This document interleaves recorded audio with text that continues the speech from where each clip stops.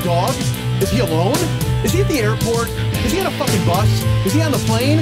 Is there a clicking noise? There's probably a clicking noise. Is this a clip show? I don't know if it's a clip show. It's a fucking show. Just listen, goddammit! Hey, what's happening? Mike Schmidt, 40-Year-Old Boy podcast. Can you guess where we are this week? Can you guess where we're lurking? Can you guess where we are? Are we in a car? Are we at the curb? Possibly parked in Venice? Thanks to the people who went ahead and Google mapped that, by the way. You guys, it's so funny. I say things, and I in my head when I say them, I'm like, well, they're going to do that. But then part of me goes, nah, they would never do that. And then there's always a handful of you who go, oh, we're fucking doing that. I mean, absolutely, we are doing that. And then you put in the coordinates, and you find out exactly where the fuck I am. I had 7 different listeners send me the exact picture of the corner where I was via Google Maps. Not the exact picture, but kind of the same area. But 7 people who actually plugged it in. They found out they used the street names. They went and they sat down and they did the legwork. That doesn't make any sense, really, when you think about it. That sentence right there that I just said, it wasn't even really a sentence. It was a fragment of a sentence. But still, regardless, that grouping of words didn't make any sense. They sat down and they did the legwork. Which is it? Seriously, Mike, which is it? And by the way, I use my name Mike because I'm talking to myself, and I'm apparently a fucking idiot. Why would I do that? Why would I third person myself? Why would I put myself outside of my body and speak to me? That doesn't make any sense. I know me, and I have an inner monologue. I have an inner dialogue. I could probably have that conversation with myself, not out loud. I could have it interior, with my inside voice, my really inside voice. Because right now the voice I'm using is my inside voice, but there's a voice inside me. How about that? There's an inside voice and a voice inside, right? That works. Why am I saying right? I hate doing that. I don't hate it. It's just, that's the fucking crutch that I've developed, in talking just to you guys with not having a producer in the room. As you can tell, is it a room? Is it a car? We don't know. Like I said, it was a guessing game. I was having you guess. I'll tell you what, the first 5 people who can go ahead and put a Google Map photo of exactly where I am right now and send it to me, we'll get blah, blah, blah, and fuck all that. Nobody cares. Every time I try to give something away, this is God's truth. I swear to you. I don't know why it's God's truth. I don't know why I would invoke whatever deity you choose. Look, folks, this is Muhammad's truth. I promise you. Believe me when I tell you, this is Jesus' truth. This next sentence I'm about to say, straight from the truth well of Buddha. I'm not kidding. It absolutely comes to you directly from the truth bag of Yahweh. That is where this next anecdote comes from, this next statement. And I've now talked myself into a spin, and I don't know where the fuck I was going to say. What was I going to say is the truth? Fuck, I don't know. I would have to go back and listen, and I can't. How fucking weird is that? I was going to... Jesus Christ, I can't... That's one of the first times that's ever happened to me. Fuck, where I actually spun myself out and I can't remember exactly what the fuck I was talking about. And I don't know if that's entertaining for you or not, by the way, as we talk about this in a show that's supposed to be entertaining, an entertainment show. I like that. Show. Mike Schmidt, 40-Year-Old Boy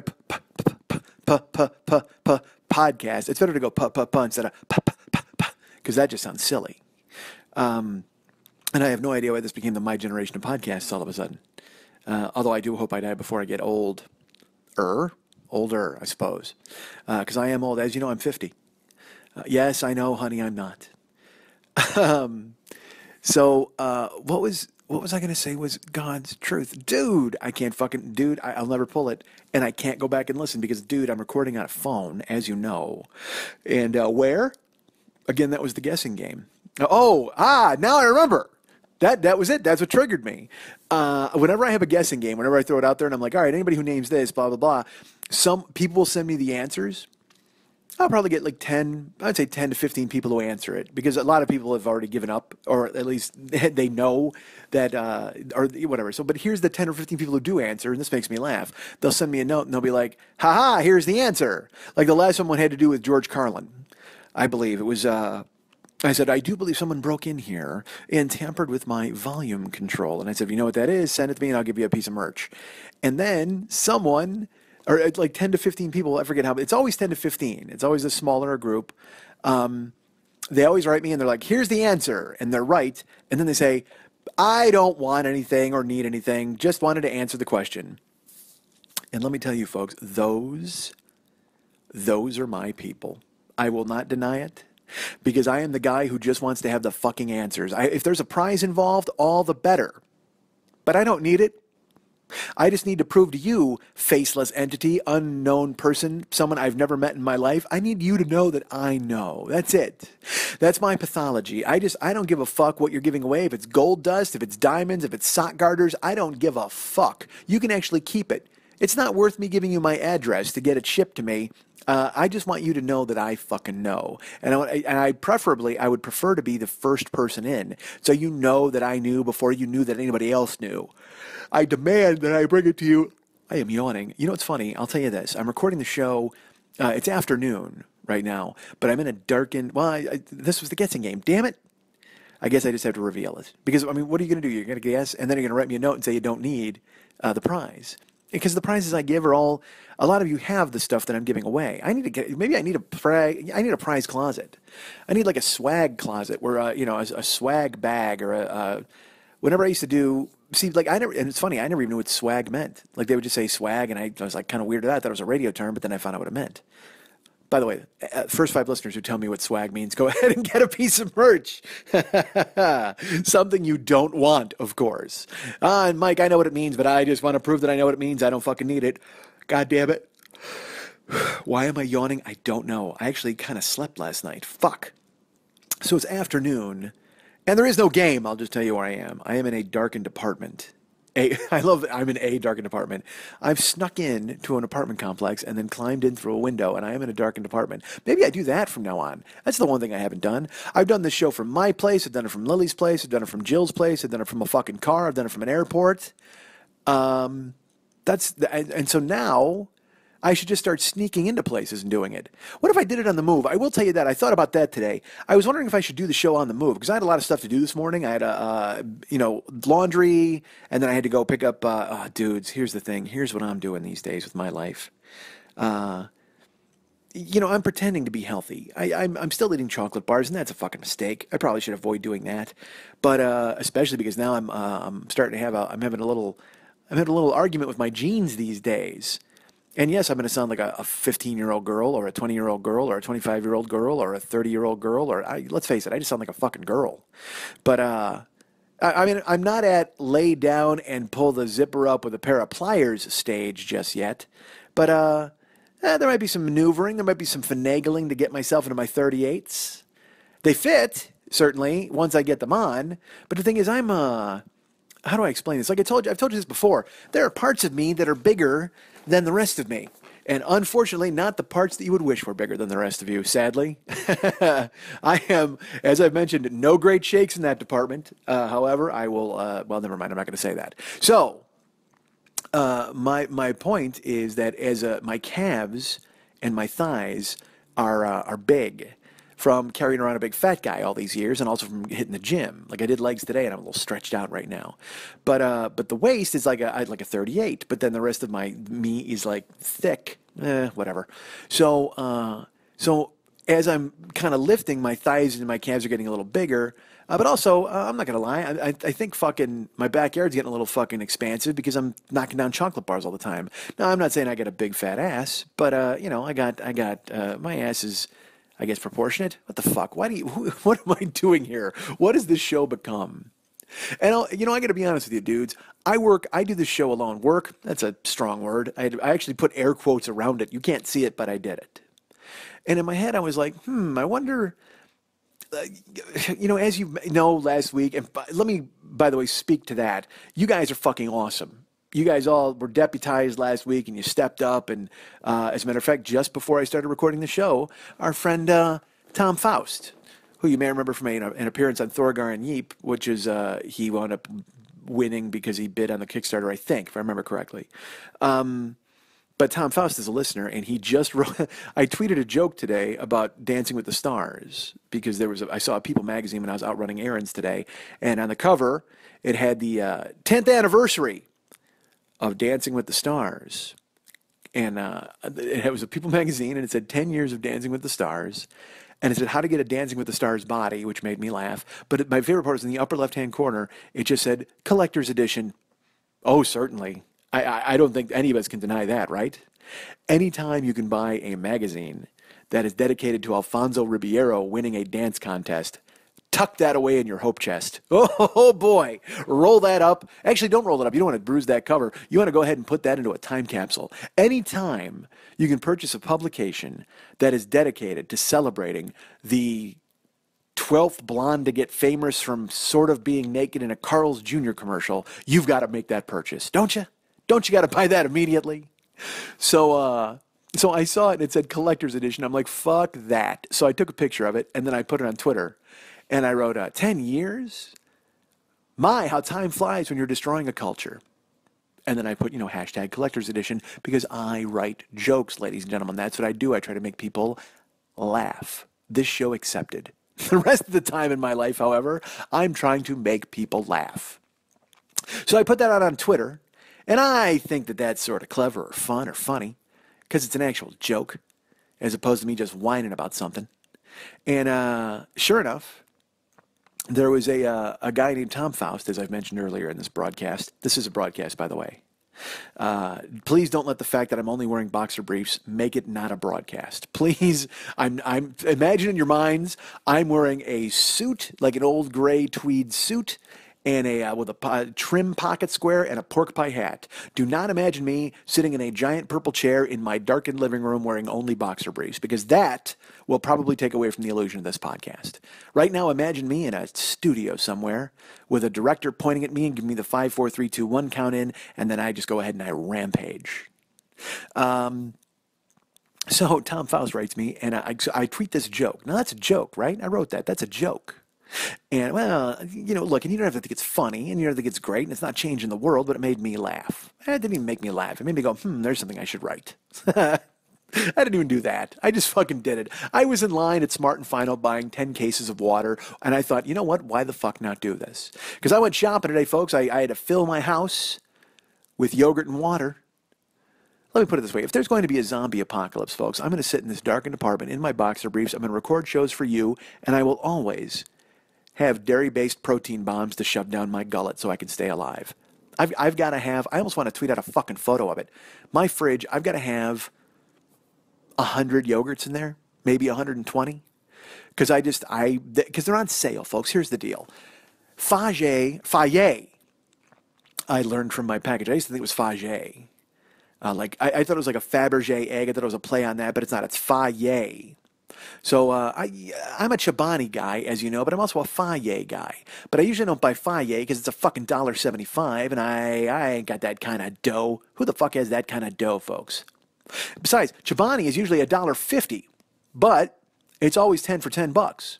If I can find Chobani 10 for $10, I usually go out and I buy fucking 80 Chobanis and I stock up my fridge. Well, folks, this particular week, Fage and Chobani, both 10 for $10. And by this week, I mean last week, because the sales end on Tuesday night. So you guys have missed this window.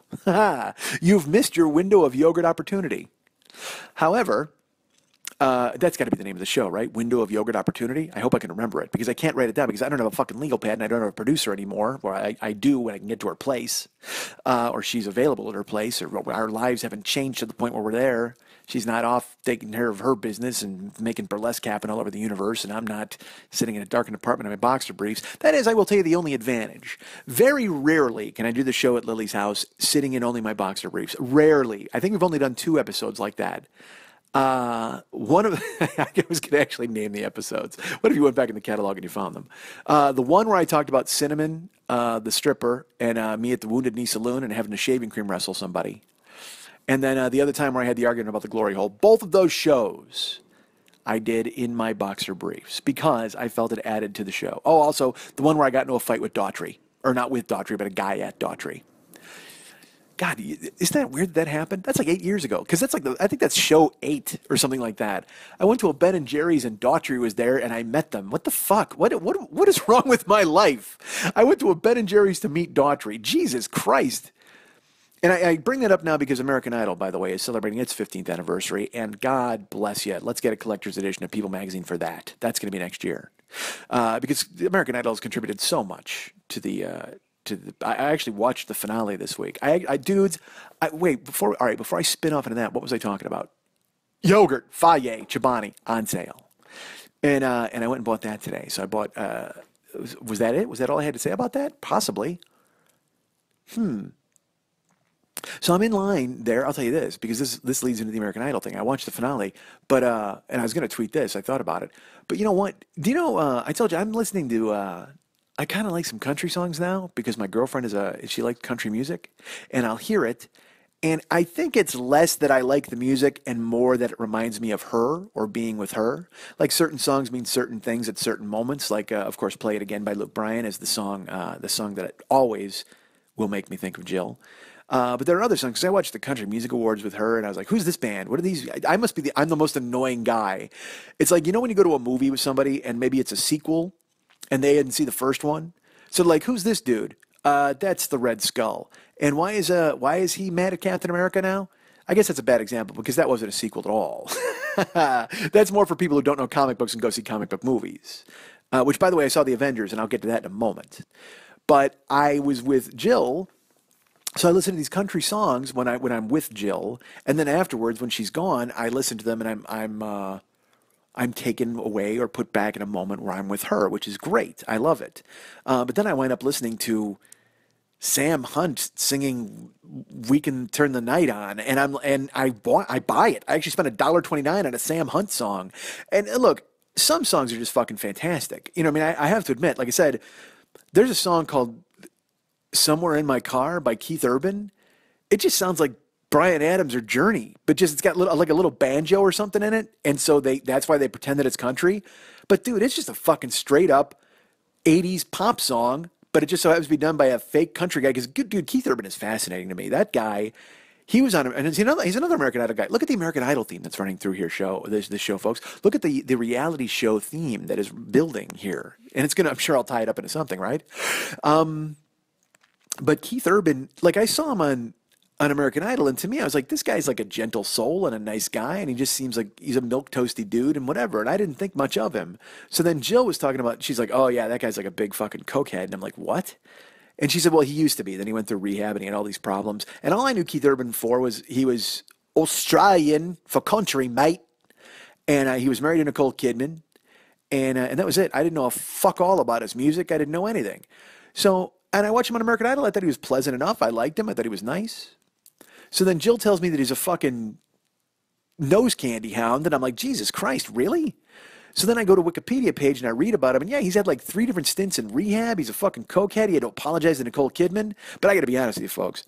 If I had to wake up and turn over and see what is passing for Nicole Kidman these days, I might want to do coke myself. Actually, I wouldn't. I would go straight to heroin because I would want to be on the nod because I wouldn't be running into that face all the goddamn time. I would just sleep it off. I don't know what Nicole Kidman was thinking. I don't know what she was planning. The only thing I can think of is it involved Halloween because she has injected so much bullshit into her face and had so many guys go at it with a knife. You know what? If they do remake Batman, like from the origin story on, Nicole Kidman has to be the fucking Joker. Like everybody, who's really happy about Nicole Kidman's face? It's got to be Meg Ryan. Meg Ryan, I saw a picture of Meg Ryan. It looks like she's had nothing but to eat but lemons since 2002. I don't know what the fuck happened to her head. She went in and had it just kind of chopped up or moved around. And you know what? All of their faces, dude, if you go to have fucking surgery, and your face looks like one of those puzzles that you have to slide squares around until you finally get a cogent picture, you've made a mistake. You've made a grave error. And fucking Meg Ryan looks like, she looked like and Nicole Kidman too. Actually, Nicole Kidman more so than Meg Ryan. Nicole Kidman looks like an 80s caricature of Mick Jagger. Like if Mick Jagger went to Great America in the 80s and somebody drew him, they would draw Nicole Kidman. I swear to God. She's inflated her lips so much that I can't believe she's not dating Tom Brady. And how's that for topical? Enjoy that one, folks. Take that and fucking run with it. That's more shit I should be writing so Tom Faust can get on my ass. Hey, I forgot to mention why he did that. All right, so, fuck. All right, I got to remember everywhere I'm at. Jesus Christ. Sad, right? So I saw Nicole Kidman, and I mean, I don't know. Her face, it just looks like a parade float. I don't know. Look, I know the phrase is bee stung lips. I don't think it's bee stung head. I really don't. I mean, her entire head looks swollen. Her entire head. You know what? When I see Nicole Kidman, you know what I think? Turkey's done. That's exactly what I think, baby, because it is popped up and it is red, and it means, you know what? Get it out of the oven before something disastrous happens. Check that before something further disastrous happens. Good Lord. I don't know what the fuck she's done to herself. It's frightening. And honestly, you know what? It's funny. Nicole Kidman's head is all swollen and big. I believe that Nicole Kidman's entire face is filled with secrets about Tom Cruise. That's the only thing I can think of. Somehow, you know what it is? She left Scientology and she found Keith Urban, and she is just stuffed to the gills full of thetans. Weren't they supposed to get those out of her? Maybe, you know what? Hook yourself up to an e-meter and fucking work those thetans right out of your goddamn inflated face. Literally, her face is filled to bursting with secrets about Tom Cruise, and we'll never get them out of her. Never. Ever. We'll try. Oh, we'll try. You know what we'll do? We'll take her country star husband and dangle a bag full of Coke in front of him and go, hey, get your girlfriend to spill. And by the way, I just said husband and girlfriend in the same goddamn thing. I gotta slow down, folks. I need to consider how I'm talking and what I'm talking about. All right, so let me try to piece together exactly what the fuck I was talking about here. All right, so we'll say this. And it's funny, you know where I saw Nicole Kidman is I saw her on American Idol because Keith Urban was there judging, and I actually watched the finale this year. I haven't seen it I gave up 3 years ago, I think it was. Because I watched it faithfully. I watched it all the time, but I bailed when Simon left. Because he's all the personality on the goddamn show. Nobody wanted to hear Randy Jackson jingle his watch and yell dog a million times. Once Paula Abdul left and the threat of her possibly melting on camera was gone, and then Simon Cowell left and the possibility of him melting Paula Abdul with his caustic remarks was gone, I have to be honest, I checked out. I didn't want to see Randy yelling dog while Jennifer Lopez ignored me. And she continues to ignore me to this day, right? What the fuck is wrong with her? How does she not realize that I'm the guy she should be talking to? She should really go ahead and reboot her entire career and lifestyle with me. And not even romantically. I mean, just hang out with me, because everybody will be like, that'll be a mystery. You know what? We got to find some like hot celebrity chick to hang out with me. Just so everybody's like, who the fuck is that dude? And it will do nothing for them. Please, just let's not even pretend. Only among my small fan base compared to theirs will they gain any sort of traction, because then everybody will be like, oh, look, Jennifer Lopez recognizes that Mike's a fun guy to hang out with. Whereas everybody who likes Jennifer Lopez will go, who is that fucking oaf? And believe me, they have to feel very strongly about me hanging out with Jennifer Lopez if they actually go back deep into the recesses of their brain for the word oaf. I'll be honest with you, I think that is the first time anyone has used that in popular entertainment in, I'm going to say 18 years. That's my guess. What is it, 2015? So I'm saying in 1997, somebody that was the last time somebody used the word oaf in popular culture. And I'm comfortable saying that. Look, you can argue with me and you can try to bring me proof. I will deny it. I am a post-1997 oaf denier. That's what I am. It didn't happen. Pre-1997, oh my God, oaf's all over the place. But after 1997, I'm bringing oaf back. That's who I am. Justin Timberlake, you can have sexy. I am bringing oaf back. That has to be the name of the show, right? Bringing oaf back? What was the other one? God, I don't even know the fucking name of the other. God, see, dudes, this is what happens. You know, it's funny. This week I was with Jill, and we were in the car. You know, I saw her last week. She came here to LA, and then we went to Phoenix for a couple of days because we wanted to celebrate me not having a career or a show. That was fun, hanging out in Phoenix and going, hey, I should be doing a show right now. And she was great about it. You know, she's so cool. She's like, next time we come back, it's going to be amazing. Going to be doing a show. She's just the pep talk queen, and I love her for it. But and everything's going to be great. And you guys, again, like I said, you've all been deputized, and you all responded last week with offers. Some of you with weirder offers than others. I will not lie. I'm going to say, I don't want to say a name, but the guy who thought that I should write an autobiography, that's what this show is, pretty much. It's an 8-year-long, 7-year and change long autobiography. Now, certainly I could compile it into stories, into a book. And I've had people all the time, they're like, dude, you should write a book. You should write a book. And I got to be honest with you, I would love to. It sounds like a fantastic idea if it weren't for the fact that print is deader than my career. I mean, I guess there's an ebook and I could get people on board with that, or I could write stories, but it's so funny as a guy who I say all I can do is talk, which is a lie because I can also write. But talking is easier because I can just fucking spit it out, and it's certainly not like crafting a joke. We talked about the fucking differences last week, but if I can't get people to listen to me, what makes me think I can get people to read me? Hey, I could easily download this guy's voice and give him an hour of my time listening to his ridiculousness, or I could purchase his meticulously crafted tome and read it on a plane for 4 hours? I mean, fuck, these people don't even want to spend an hour with me a week. They're going to want to spend 4 hours with me over a couple of days while they read my fucking book? Hey, this guy got slapped by a stripper one time. I mean, I don't know. I guess it would work. Isn't it more visceral when I tell people than I talk about it? You know what? Maybe I should just record an audiobook of my life. Again, I've been doing that for 8 goddamn years. But thank you for all of your suggestions, people who stepped up and told me things that I should do and have championed me to you and yours. And even the Tom Faust. Let me explain Tom here. I don't know if I actually got exactly what I was saying.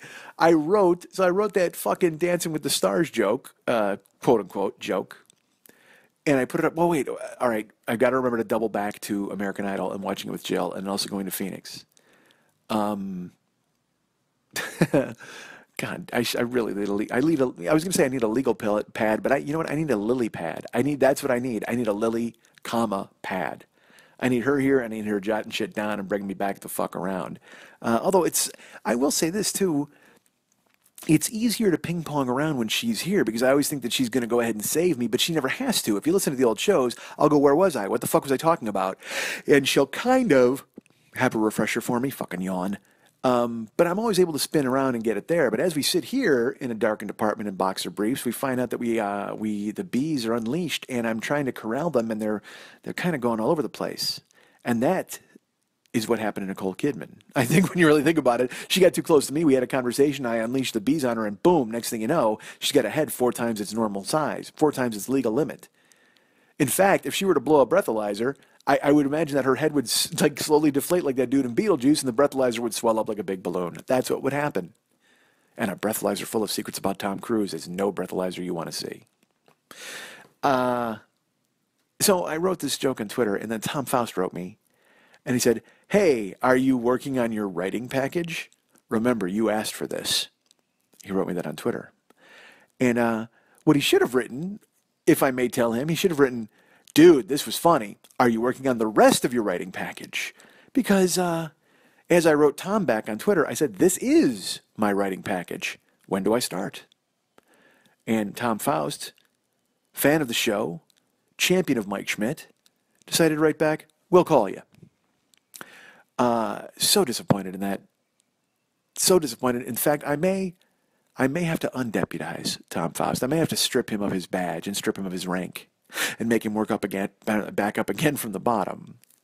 Because I don't know why you would go ahead and call me out like that. You know I'm teasing. Please know I'm teasing. I don't. All of a sudden it sounds like, because the more I'm saying, I'm selling it like it's maudlin, and it sounds like, oh my God, they're going to really think I'm mad at Tom Faust. I'm not. I want you guys to write me and say that kind of stuff. Our friend Francis wrote me. I mean, our friend David wrote me. Another guy named William wrote me, and Dustin wrote me.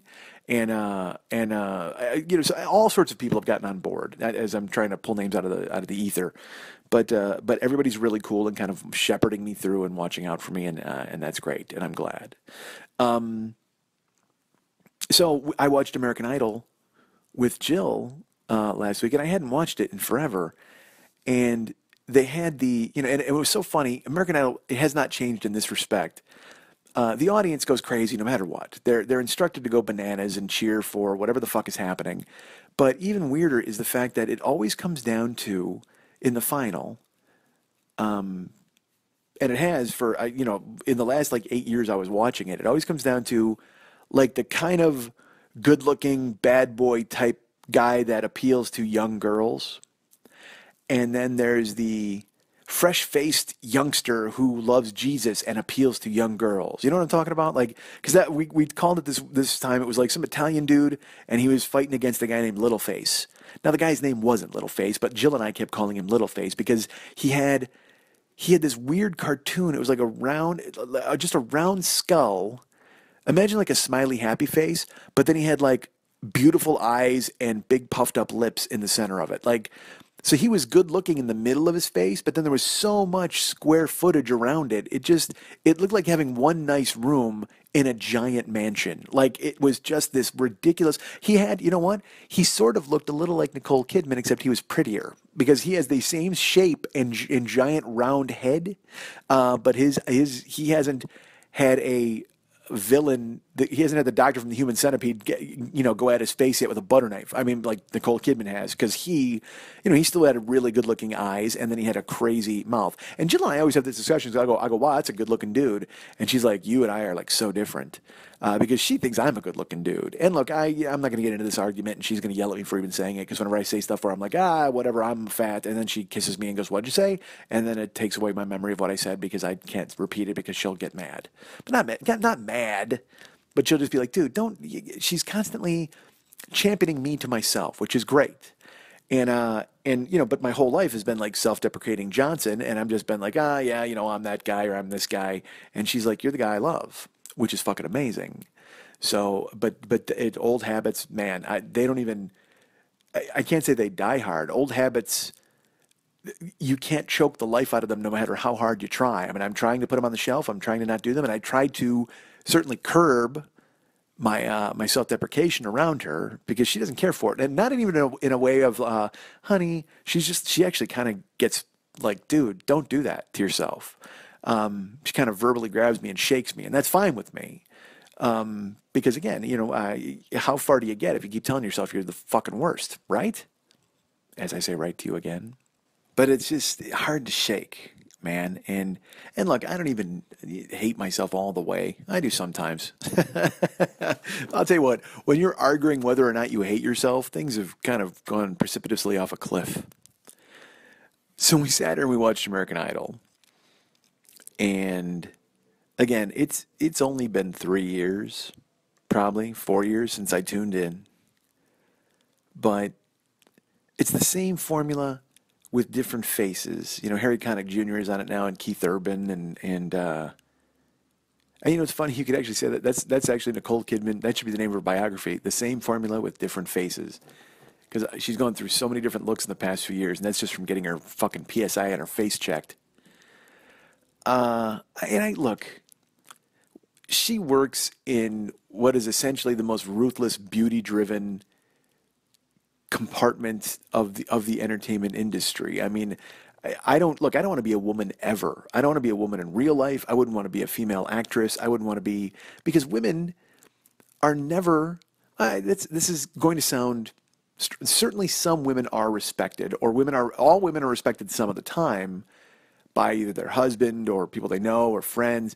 But I think all women are disrespected a lot of the time because they're judged by their looks. I mean, fuck, I just made fun of Meg Ryan and Nicole Kidman and the way they look and the things they've done to their faces. Well, the problem is they've done those things to their faces to try and stay relevant in an industry, because otherwise people would be making fun of their faces and they wouldn't be relevant in their industry. So it's weird. I'm making fun of their new faces when in reality, if they had kept their old faces, someone would be making fun of those. Wow, look how old they got. Wow, ooh, they went off a cliff. Because all they're trying to do is stay ahead of it and stay young so they can go ahead and work in their chosen profession.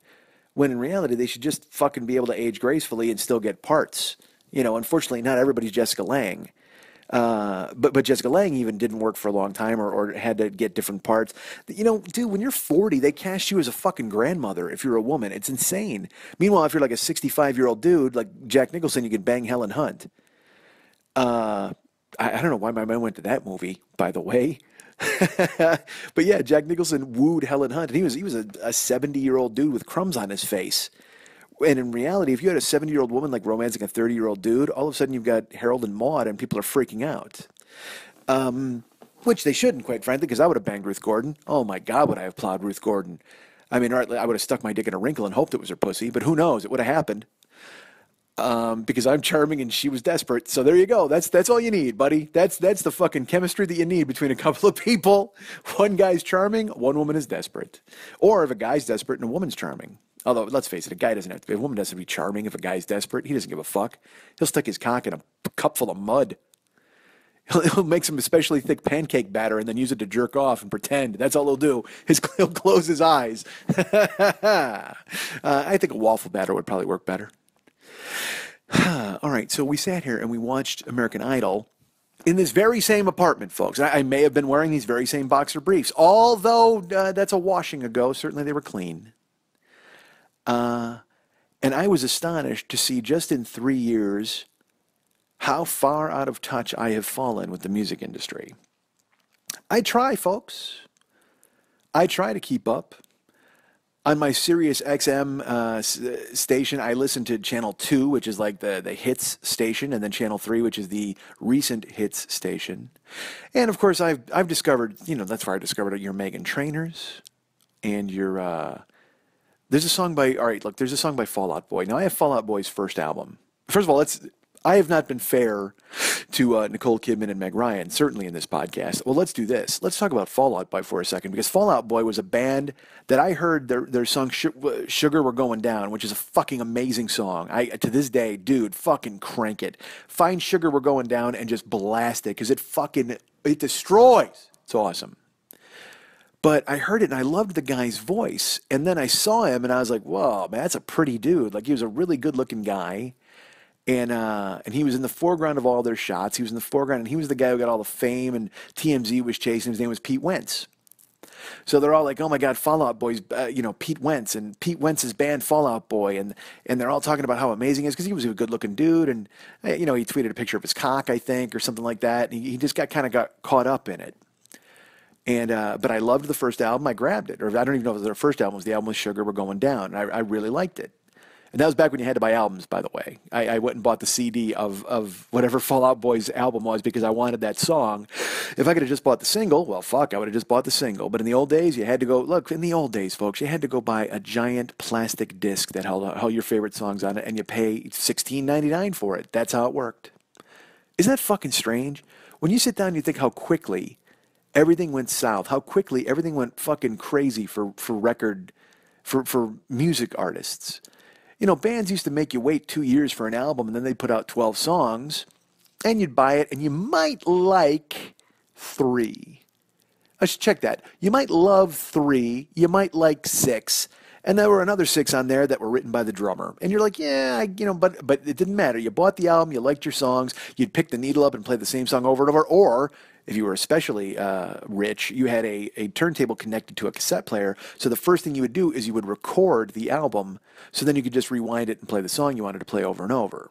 And you would record it in your own way. Because again, it's funny. It's like the mixtape in Boogie Nights. And Alfred Molina goes, and they put out an album and they try to put it in the order that they want you to listen to it. I hate that shit. And he's like, so mad. And you know what, though? He's fucking right. Because when you were a kid, you'd get an album and you'd listen to it in the, in the order, the way the artists felt that you should listen to it. And sometimes it worked. Like on Toys in the Attic, which from beginning to end, on both side 1 and side 2, it's the perfect progression of an album. Toys in the Attic by Aerosmith is the perfect progression from song 1, Sweet Emotion, to the final song, which I think is, fuck. Oh, God damn it, how do I not know off the top of my head? Don't start an analogy if you can't finish it, folks. However, I can tell you right now that Toys in the Attic is the perfect album from beginning to end. It would end on side 1, you'd have to flip it over and listen to it on side 2. And to me, Physical Graffiti's like that too, or Zeppelin 4, or Fair Warning. I mean, these are albums that are from beginning to end great. But then, and Escape too, oh my God, Journey, Escape, from beginning to end, it's the perfect progression and the right place for all the songs to be in. It opens with Stone in Love, it ends with Open Arms. Done. Perfect. And everything else in between, and Escape, and all of it is fucking great. Now, by the way, I'm mentioning bands you hate, or you may have no idea who they are. Well, guess what? Welcome to my fucking world when I watched American Idol the other goddamn day. Because they played, they had, the worst part of American Idol's fucking final show is they get all of the people who lost on there and they let them sing with quote unquote superstars or stars of today. They let them get out there and join them on stage. And they lost for a reason, motherfucker. I mean, if we wanted to see these people fucking continue to sing, we would have voted them through to the finale. But no. And I watched it today and it was just, or not today, last week. And it was all just, I mean, there was purple hair on some chick.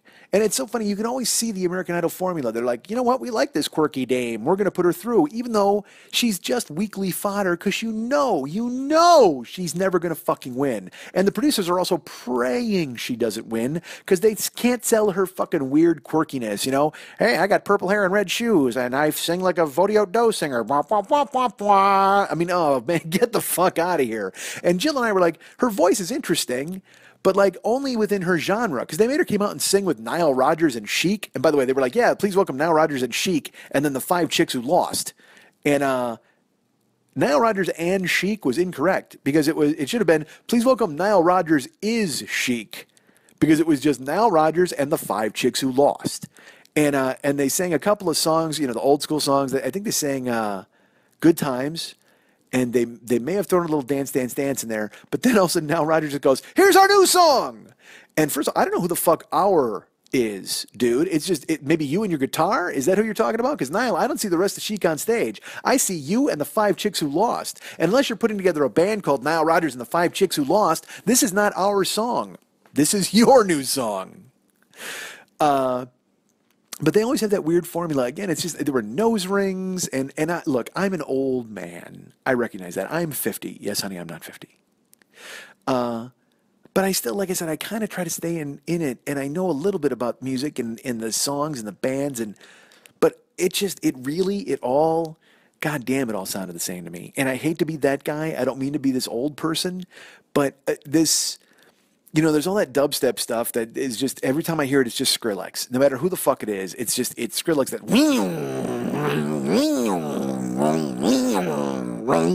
that, sorry. It sounded like I had a fucking weed whacker underwater, and I hurt my throat. But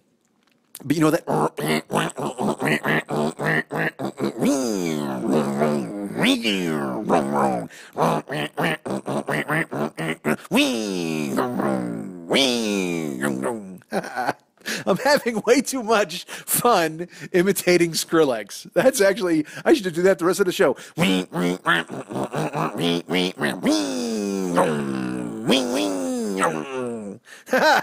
Somebody sample me. Make that a ringtone. Do something with that shit.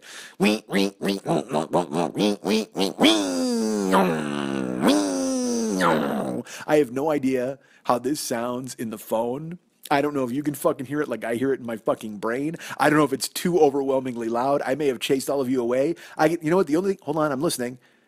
The only thing I can hear is worldwide metal hitting the ground as all of you deputies throw your badges on the ground and storm off. You want nothing to do with it anymore.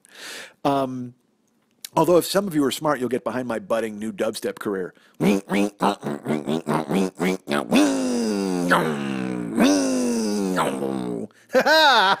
God damn it, that's fun. My throat is bleeding, but I mean, still, it's fun. So, like, it was just, all these fucking weird, fake Skrillex nonsense type songs, and then one guy sings over it, and it's the same shit when we went to Vegas. I looked at Jill finally in the middle of American Idol. I go, are we back at the pool in Vegas? Because when we laid at the pool in Vegas, it was all of that. Just that fucking dubstep and samples and echoey auto-tune. And look, I'm not saying that's not music. I'm just saying I think it all sounds the same, kind of. To the point where when you hear something that isn't, that stands out, you go, oh, this is a really good song. And I'll tell you what, if you're standing out amidst all of that, then you're doing a good job, especially if your song contains it. If your song has that in there and I can still identify it, then you're doing well. But otherwise, it's all that stuff, and it's all like Pitbull knockoffs. There was some song where they, Prince Royce, that's what I remember his name, because they were like, Prince Royce, and I was like, oh, fuck this guy. And he came out and he did a song that was like, it may have all just been him going, Latin, Latin, Latin, Latin, Latin, Latin, Latin, Latin, Latin, Miami. It was so bad. And then J-Lo comes out. And another thing that I will say, as I'm 50 years old, Jill and I are watching it, and that song was like, it was something like Back That Ass Up Onto My Cock. I think that was the name of the song. But then J-Lo comes out to sing it, and she's dressed provocatively, and this Prince Royce is like, back it up and grab my waist, and everybody go ahead and put your mouth on my balls. And there's the audience is 11-year-old girls just shrieking and jumping up and, yay, Prince Royce, I want to put my mouth on your balls. I mean, Jill and I both, I looked at her because I never really got that, because I don't have kids. So to me, I don't give a fuck about popular culture, obscenity, or any of that stuff. Just do what you want to do, and who the fuck cares. However, I would imagine things get a little more complicated if you've got a 9-year-old watching American Idol and she goes, "Why should I put my mouth on Prince Royce's balls, Daddy?" And he's like, "Well, let's have a conversation about Prince Royce and his nuts." I mean, that's got to be fucking uncomfortable for everybody involved. That's uncomfortable for Prince. It's uncomfortable for Prince Royce. It's uncomfortable for Rose Royce. It's uncomfortable for Rose Royce's balls. It's uncomfortable for everybody. That conversation is way out of bounds, but it's on American Idol because they let these people sing. So I'm watching it. Prince Royce is doing his thing, and J-Lo comes out, and she's trying to keep her balance, tottering about on 9-inch heels. And Prince Royce is, there, oh yay, and the Miami Sound Machine gets thrown into a wood shepherd. It's just fucking terrible. And I looked at Jill and I go, Jesus Christ, I go, how many of these songs are just Pitbull knockoffs? I mean, they're just... And she goes, I know. And I go, it all sounds like fucking Pitbull, like he's taking over the music industry. I'm not fucking joking. 5 seconds after I say it, who joins Rose Royce on fucking stage, or Prince Royce? Fucking Pitbull. He leaps out of the audience and in a tuxedo and he does his Pitbull thing. And I can't think of Pitbull anymore as anything more than a walking Bud Light commercial. That's all the fucking guy is, because he's a brand. I don't know if he ever was like an artist. I don't know if he was a guy who guested with people and then he got big and now he guests with people again because he's making stars. Was he a producer? I don't know who the fuck Pitbull was. I just know when I see him now, he looks like Mike Myers as the villain in Goldmember. That's what he does. He looks like Goldmember. That's exactly who Pitbull looks like to me, especially now that he's grown that kind of tiny little mustache. So he jumps on stage and he's joining Prince Royce and J-Lo, and they're hopping around and they're talking about Prince Royce's nuts, and I'm just going, man, I am old. I am fucking old, because it all sounded the same to me, and I stopped watching and I tried to listen to songs like Oh, dude, I was talking about Fall Out Boy and Pete Wentz. So fucking, how did I get away from Pete Wentz? Because I think I started doing Skrillex. Wing, dong, wing, dong. Boy, I got to name the show that, right? Should I name the show that? How could I possibly? How do you spell that? How do you spell wing, dong? Is that a Y in there, the yong, or is that just an O? I don't know. I can't decide. So I will get to new music in just a second. I've started to listen to that hit station. I'm not going to get to it in a second. I'll talk about it right the fuck now. That's right. You can't contain me. I can talk about whatever the fuck I want, whenever I want to. So I'm listening to that stuff, and I heard a song once. So I let me reset. Pete Wentz he's in Fall Out Boy, and I'm like, oh my God, this band, and the singer is so fucking pretty, unfortunately for him, because now he's on the news all the time, and that's the only thing I heard. But I'm like, you know what, the band, at least he makes good music, that's cool. So then Fall Out Boy was on a TV show, and I'm like, fuck, I'm going to check it out. Maybe they'll do Sugar, We're Going Down, and also, maybe they'll be good live. I want to see if they're any good. So they sing, and they're like, Fall Out Boy, and Fall Out Boy comes out. Well, they didn't come out, they were out. They just panned the camera over to them, and they started to play Sugar, We're Going Down. And it was awesome. And there's the good-looking guy. And I think to myself, I'm like, fuck, it's kind of weird that dude plays bass. Like, never in the history of music has the bass player been the good-looking one. I defy you. I challenge you to find any band in which the bass player was the good-looking one in the band. So Fall Out Boy starts revving up Sugar, We're Going Down. And I'm also, it's weird to have a bass player singer. So I'm like, whoa, that's kind of funky. He's like, not only is he really good looking, but he plays bass. And it's a good looking bass player singer. This band is defying all logic, folks. This band, Fall Out Boy, is flying in the face of conventional music wisdom. And I like it. I like the way they're changing up the game. They got a really good looking bass player. He's a really good singer. It's a bass player singer.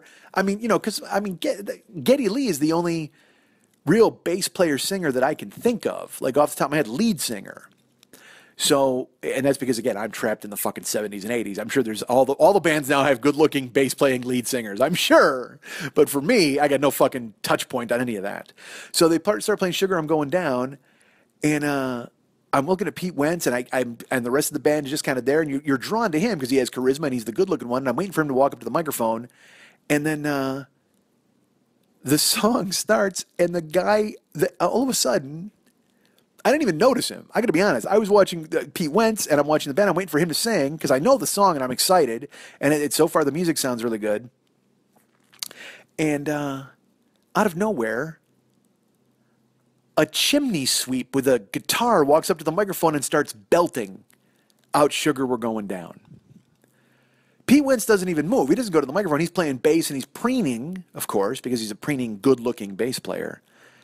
And out of nowhere, like, this Oompa Loompa in a fisherman's hat walks up to the microphone and he starts fucking wailing, "Sugar, we're going down." And in that moment, I have to admit I had two emotions.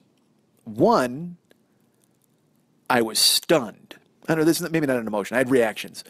I was stunned because Pete Wentz wasn't the one doing the singing. And two, I was elated because Pete Wentz wasn't the one doing the singing. The entire strategy of PR men and the music business came flooding into my head where I went, oh my God, these poor dudes. It's like, you know that scene in The Doors? Where, because the Doors are notoriously ugly, possibly the ugliest band in the history of music, except for Morrison, who was just like a walking cock with great hair. So that scene in the movie The Doors where Val Kilmer is Morrison and he's just climbing a fence and acting the fucking idiot, and Manzarek and Densmore and the rest of them, and Krieger, they're in the back talking to the PR, the AR guy, all right? And he has Michael Wincott there, who has the greatest voice in the history of voices. And he's like, "Mr. Morrison, would you like to make a record?" And, oh, fuck, Skrillex ruined my throat. I can't even do Wincott. God damn it. My Skrillex has destroyed my ability to Wincott. Fuck. Mr. Morrison, I was blown away in there. And I don't know why my Wincott sounds like Columbo, by the way. So yeah, in that movie, The Doors, it's like, because the Doors are hideously ugly. All of them are fucking gross. I mean, that's the thing. It's not even ugly. The Doors are gross. They look like dudes who should be sleeping in doorways in fucking New York City or Venice. I mean, they're just fucking grim. And then you've got Morrison, who essentially looks like Jesus shaved his beard and decided to join a band because he's so fucking hot. And that's, I immediately was thrown into that because I saw Fall Out Boy and I went, it's the same fucking thing. It's hilarious because the A&R guys, at least with the Doors, Morrison was the singer. You could get away with putting him in front of that heap of fucking garbage he was playing with on stage because he was supposed to be in front of the band. He was the front man. Front man. That's how it was. The singer is the front man. And believe me, Morrison with the rest of the Doors, it was like propping the Mona Lisa up against a dumpster. That's what the fuck it was like, because it was just three horrible fucking shambles claiming to be men and then a beam of light in front of them. That's what Morrison was. He was a beam of light in front of the darkness. So at least with that band, the A&R guys are like, well, fuck, we can sell this. The good-looking guy's the singer. Well, with Fall Out Boy, I'm sure I almost imagine that they heard them first. Like, you had to hear a demo. You didn't go see them. Because you heard it and you're like, fuck, this band has got it. They've got something. We certainly think we can exploit these guys. So they sent a passel of suits out to check them out live. And they came and hit the stage. And the bass player walked out with sans bass. He just walked out. And the A&R guys wet their pants. They're like, fuck. They just creamed their fucking jeans because they're like, we can sell that face. We can sell that guy. I wonder if eventually we'll get him to show his cock on Twitter. That's what they all said as they were doing a sound check or like fucking milling about. And then Pete Wentz picked up a bass. And all the A&R guys were like, well, maybe he's just a very conscientious lead singer and he's going to hand the bass to whatever fucking gnome they have playing it, because there's no way that good-looking dude is playing. And then he strapped it on and they went, fuck, that guy's the bass player? Well, fuck, how are we going to package a band with a singing bass player? Because it's naturally, we have the singer in the front with the microphone and then we get the bass player off in the fucking wings because nobody wants to see him playing his four-string nonsense.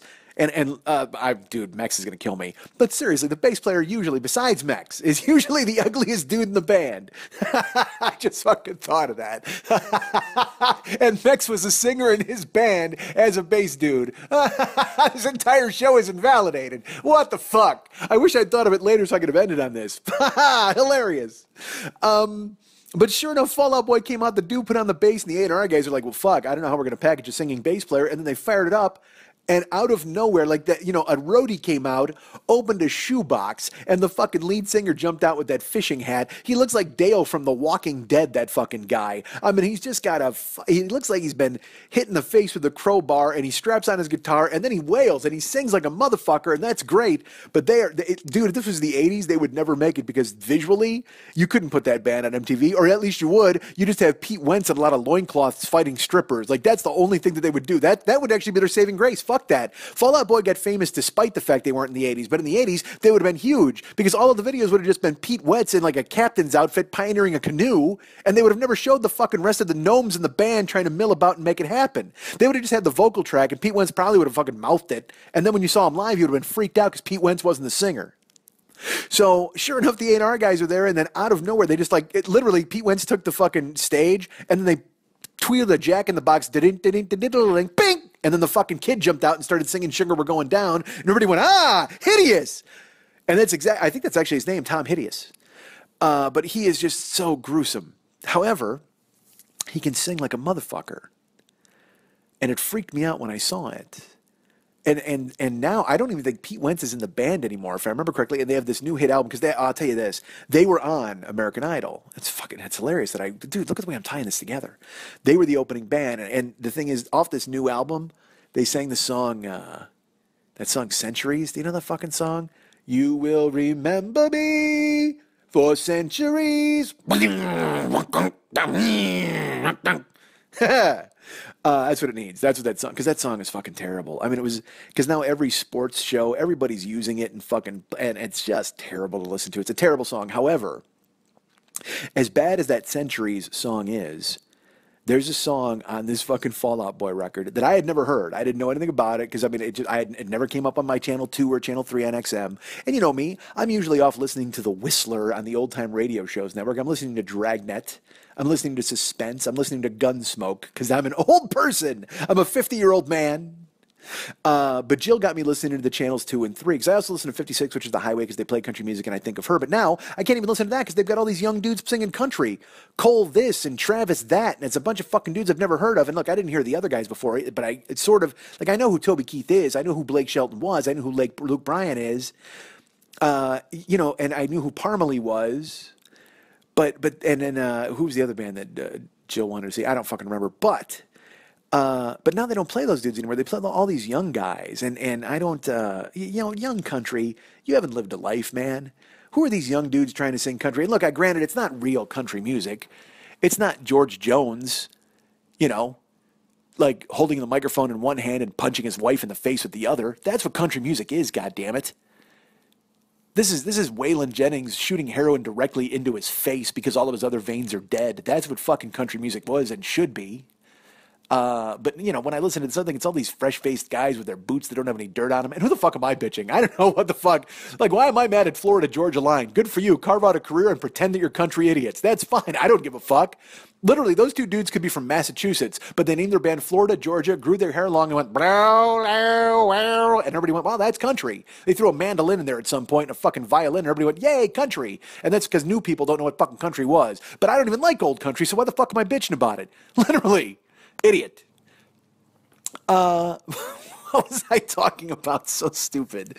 So Fall Out Boy, Jill's like, I heard this song start on the radio. We were driving once, and Fall Out Boy has a song called Uma Thurman, and I cannot stop listening to it. Because I do, like I said, I don't really care for new music, but that's bullshit. I'll hear a new song and I love it and I latch onto it. Like fucking Taylor Swift. I can't stop.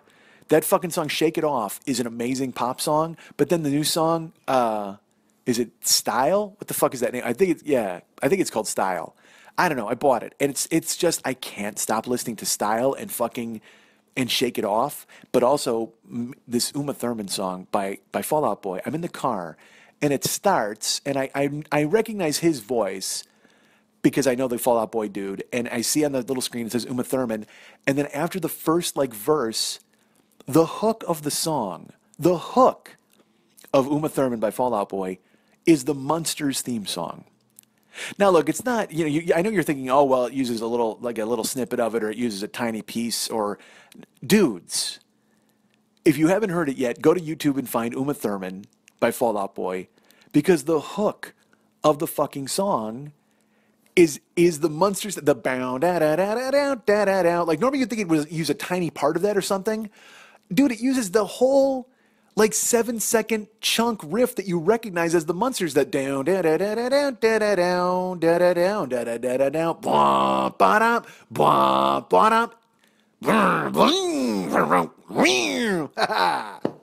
But it uses, God, my throat is bleeding. So it uses the whole fucking song. Now, I don't give a fuck what Fall Out Boy is singing, although there are some, I woke up in last night's clothes and tomorrow's dreams, but they're not what they seem. Is that what the fucking line is? I don't know. But the lyrics of it are really good in the song anyway. But, dude, that Munsters theme song, I don't know who wrote it or who did it, but, dude, it still stands up. The hook of it is fucking brilliant. It's just, it's so good. And in this song, it's like, it's catchy as fuck. But then when that kicks in, I don't even give a fuck that it's Fall Out Boy. Like, I would buy a single of just the Munsters theme song with the Fall Out Boy screaming over it. I mean, essentially that's what Uma Thurman is. It uses that whole fucking hook of the Munsters. And because I have a mashup too that has the Strokes, and it's the Strokes and the Munsters theme song. I couldn't even tell you which Strokes song it was. But if you want it, email me and I'll send it to you, or I'll point it to you on the web, or maybe I'll find it on the web and I'll put it on the fucking Joker's page. But dudes, like so I loved that song, and I loved it because the Munsters theme song was in there, and I was like, how fucking catchy, how amazing to mash these two up. But now Uma Thurman, I guarantee you that Fall Out Boy must have heard that Strokes mashup, because they use the whole hook, not even just like a little snippet. They use an 8-second chunk of it. And I don't know who gets that money. I don't know if Lily or Herman or Grandpa or fucking, Eddie, or maybe Butch Patrick gets something. He gets a taste. I don't fucking know. Maybe Spot gets a little money thrown his way. But somehow, some way, the Munsters got to get paid for making me listen to this fucking song over and again, because I don't give a fuck about the Uma Thurman part. What I care about is the Munsters part, and they fucking mix it in with a beat, and it just fucking rocks. It jams. And I'll tell you what. There is no band in America who is more suited to use the Munsters theme song than fucking Fall Out Boy. Because I'll tell you what, as ugly as Herman Munster was, you put a goddamn fishing cap on that dude, and he is the lead singer to a fucking T, except for half of his goddamn size. Literally, the lead singer is half of Herman Munster's size. That's all he is. He's like a mini Herman Munster with a fucking fisherman's cap on. God damn it.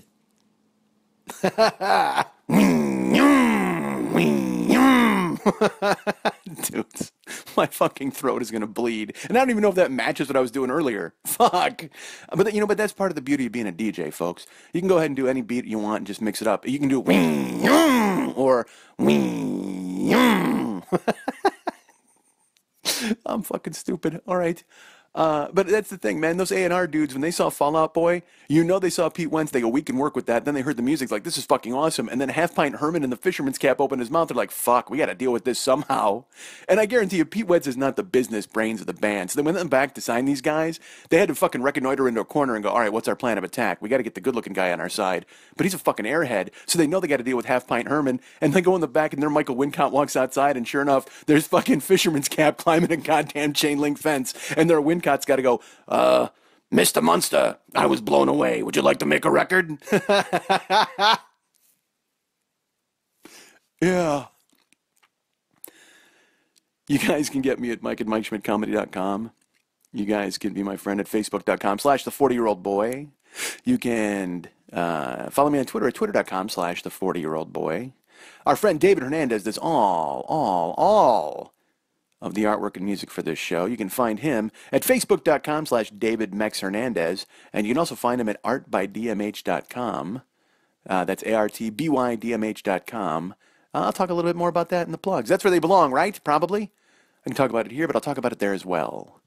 And remember, Ryan Dirks does all the audio for this show. You can find him at Facebook.com/Ryan Dirks or at RyanDirks.littleprofiles.com. Someday I'm going to fucking remember that, right? You know what the thing is? If I was sitting in front of, like, in a studio, I could do that. But, in boxer briefs on a phone, fuck. And I don't mean to disrespect you there, Ryan. I'm sure if you were in boxer briefs on the farm, you'd remember my name. Damn it. Lily Von Stupp is the producer of this show. Lily Von Stupp is the producer of this show. Did I say that? I think I did. You can find her and be her friend at Facebook.com/Lily Von Stupp. That is, if you don't mind waiting to be approved. She does have group, what is it? Final approval? She has, God damn it, what's the word? I can't believe I can't do the word. She does have, I guess, final approval. What the fuck? I can't even remember it. Who cares? Go to Facebook.com slash right of first refusal. That was the fucking phrase that was in my goddamn head. So if you try to be her friend, she has right of first refusal over who she decides to allow into her cabal. But you can go to facebook.com/LilyVonStupp and ask her, and we'll see if she looks at your red number and clicks yes. You can also follow her at several different Twitter accounts. That's twitter.com/MNTs, twitter.com/HollywoodBQFest, and twitter.com/LilyVonStupp. But if you'd like to write her a personal note and ask her how her eardrums are holding up and how many legal pads are stacking up and how many markers she saved not having to keep track of my nonsense every Wednesday, you can write her at lily@burlesque411.com. That's Lily, Lili, at burlesque411.com. You're listening to The 40-Year-Old Boy. Coming up, Ask the Lizard King. An Indian shaman asks X-Doors frontman Jim Morrison questions submitted by everyday listeners. Oh, great Lizard King! Louis from Tucson writes, I have to make the toast at my parents' 45th wedding anniversary. I am no good at public speaking. Any suggestions on what I should say? Father, yes, son, I want to kill you. Lizard King, that's kind of dark. I don't know if that's what Louis was thinking when... Mother! Oh, no.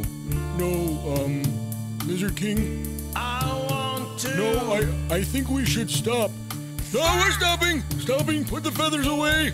Break on through with Ask the Lizard King on the Mike Schmidt Podcasting Network. All right, come on, yeah! Want to remind you folks about the Monday Night Teas every Monday night at the 3 Clubs on Vine at Santa Monica. They have a third tease. They get all sorts of different stuff there. Plenty of boylesque performers, plenty of girlesque performers, if that's a word. I think I've just coined a word. But there's boylesque, there's burlesque, there's naked ladies, there's MCs, there's magic. It's a crazy half-naked variety show on fire, and it's fucking fantastic. And it's put on and put together by my great friend and producer Lily Von Stupp. Hey, Lily. Damn it. I hoped. One of these days, she's going to be hiding behind the chair or like under the desk or something, and she's going to pop out, hello! Well, not under the desk. I mean, I'm not at a desk. That didn't sound good at all. In a closet. There you go. She's in the closet. She's like R. Kelly. She's not trapped. So, you can go and check out the Monday Night Teas. Tickets are available for all of the Monday Night Teases at brownpapertickets.com. And, did you hear the fan? The heat? You guys, tickets are available at brownpapertickets.com. If you go there and you search Monday Night Teas or Lily Von Stupp. And also, if you go to facebook.com/Monday Night Teas and you become the friend, the absolute friend of Monday Night Teas, you will see all these naked pictures of ladies. Well, not naked. They're strategically placed fans and boas and pasties and men hiding in front of vaginas. But you can go ahead and sign up on the Facebook page. Be a friend, and then you will get all the updates and see all the cool pictures of ladies, and it's really neat. So do that. And attend a show. Go and see my friend Lily and say hi to her at the Monday Night Teas. That would be great. She'd love it. So would I. And please remember the Hollywood BQ Fest, the Hollywood Burlesque Festival is upcoming. I think it's at the end of the summer. And it's going to be fantastic. So when that comes along, I will plug it and tell you all about it and the venues and where to get tickets and all that neat stuff. Our friend David Hernandez, as I've mentioned, is available at facebook.com/DavidMexHernandez. He does all of the artwork and all of the music for this show. And if you are interested in having him do artwork for you, because again, he does amazing stuff for us. And he does artbydmh.com. That's his site.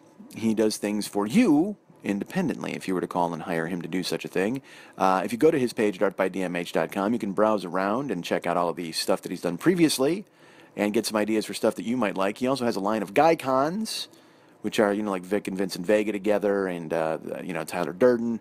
I think the Joker. He's got all that neat stuff. So if you want to check those out, you can order those and buy the original artwork, or actually have him compose something original for you. Talk to him, tell him what you want. He's happy to do it.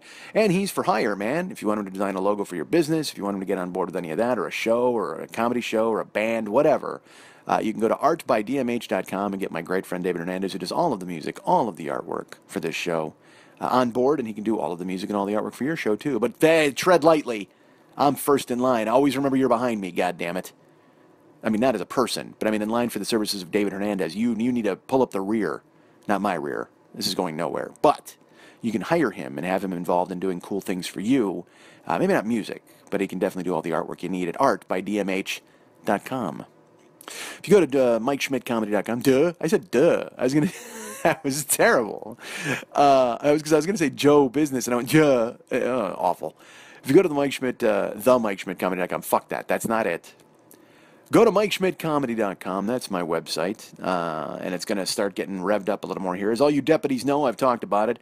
Perhaps I'll start writing more blogs. Perhaps I'll be jumping in and doing more things. But I certainly need to go in there and retool or do some things, including listing tour dates when and or if they are available, as we've talked about last week and other weeks. I do know for sure I'm playing somewhere this summer.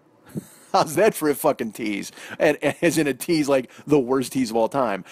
Here's a more accurate tease. I do know I'll be canceling a show somewhere this summer. How about that? That's bullshit. You guys are going to come see me and we're all going to love it. But once I have particulars, I will let you know. And then, like I said, there's going to be a Kickstarter. There's going to be all sorts of neat stuff coming up. And I hope you'll be on board for that. But if you go to MikeSchmidtComedy.com, there's all sorts of cool pages there to browse around and look at Max's artwork and read some of my blogs and writings from 4,000 years ago. But you can also go to the Joe Business page, and that's our merch page. Got all sorts of merch for you guys. We got that Dirt shirt available, and I still am selling that at a cut rate. Hey, Megan, I will write you back soon and get you squared away with the shirt. I've been traveling and all that neat stuff. But I promise to get you squared away, and then we'll get your shirt out to you next week, or your shirts. I think it was a couple, or one, or four. Perhaps you wanted four, Megan. Maybe I'm wrong. Did you want those? Four, Meg? I don't know.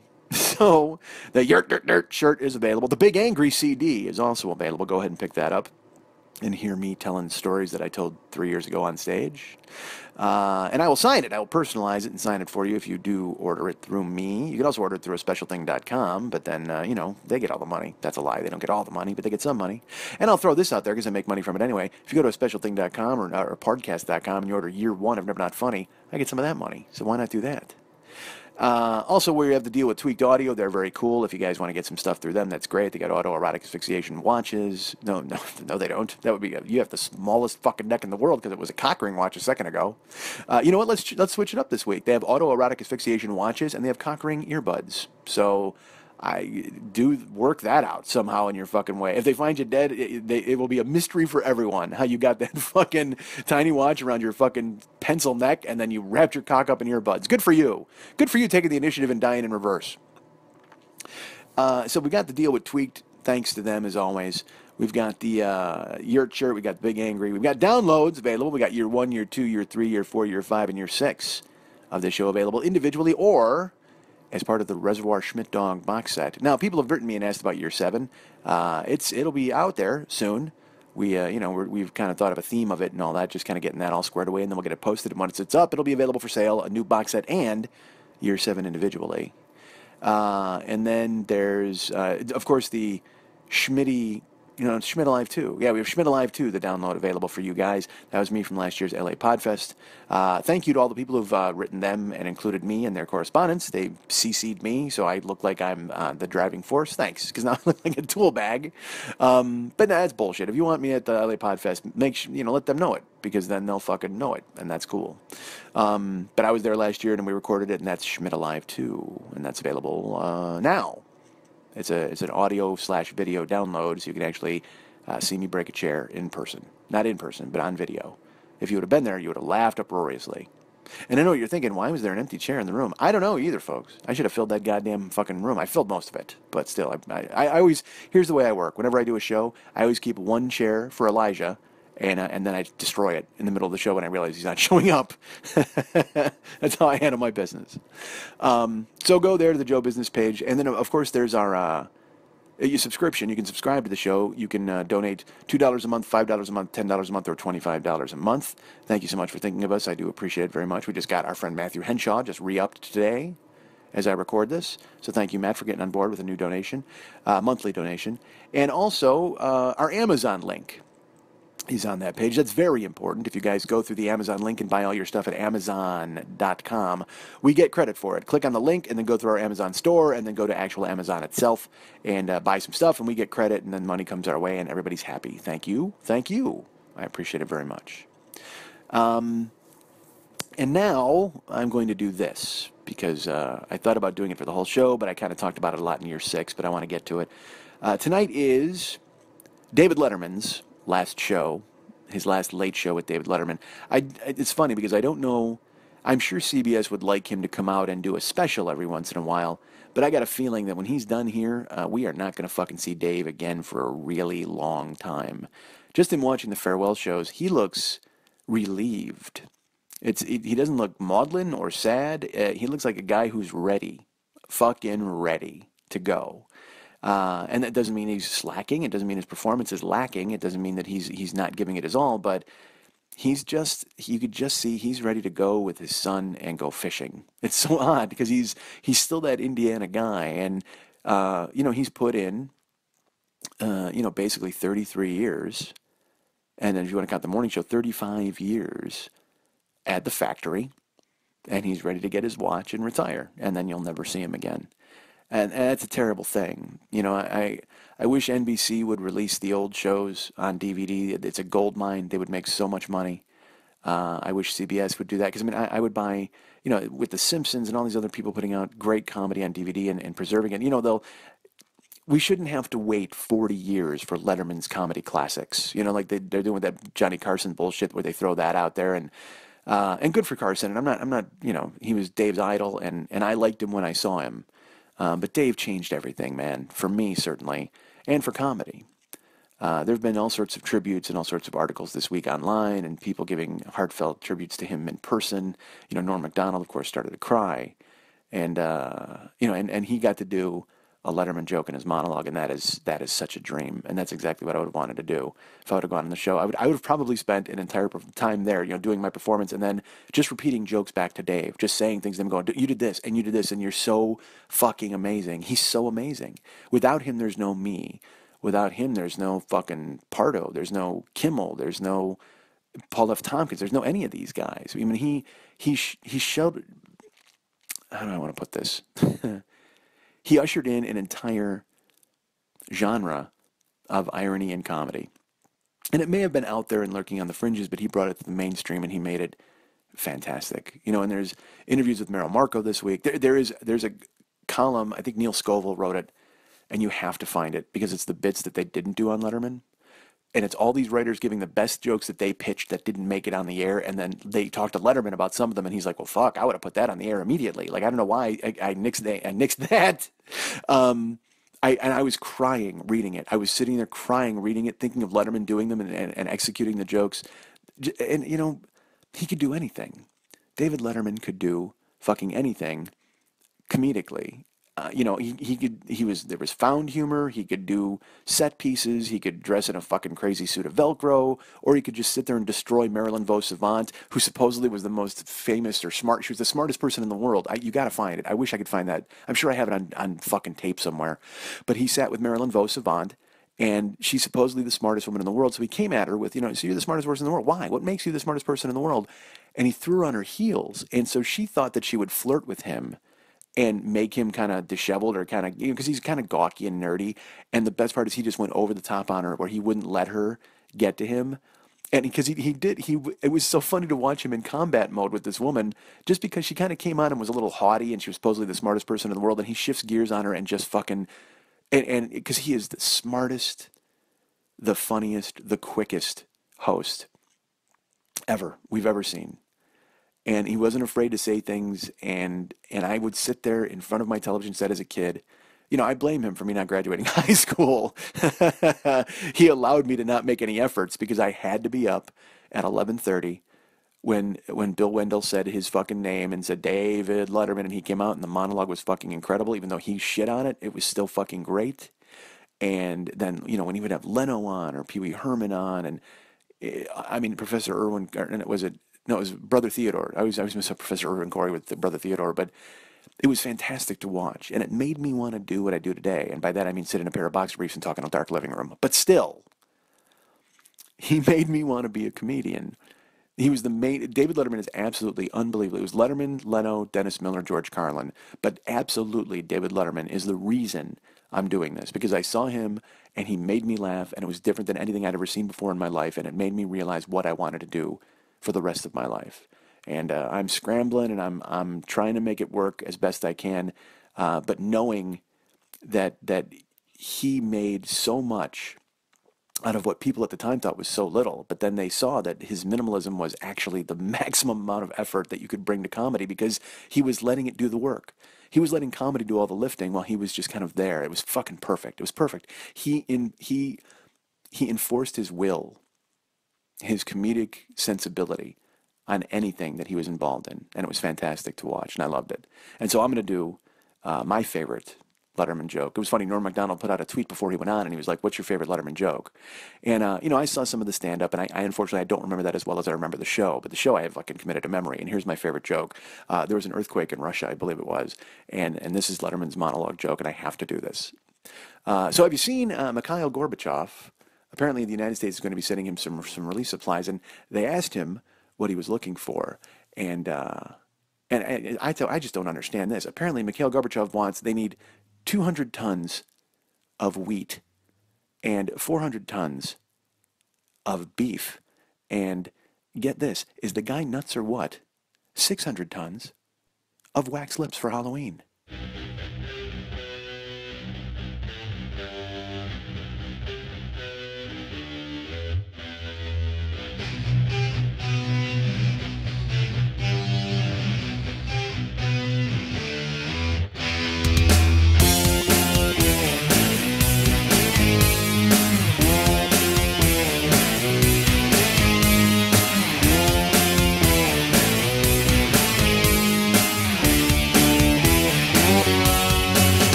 Max always says people skip the closing music. I say people love your closing music, so let's prove it to them. If you've listened this far, write me at heymexilistened@gmail.com and we'll send you a 40-year-old boy hearing commemorative Facebook profile picture that you better fucking put up, you dick.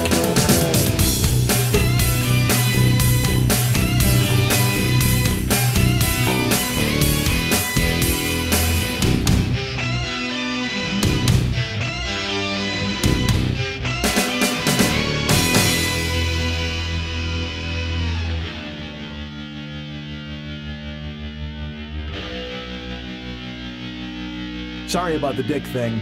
Thing.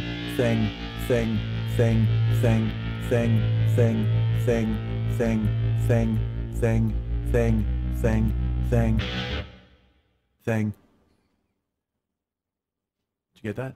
Yeah, I got it. I don't want you to miss any of that brilliance.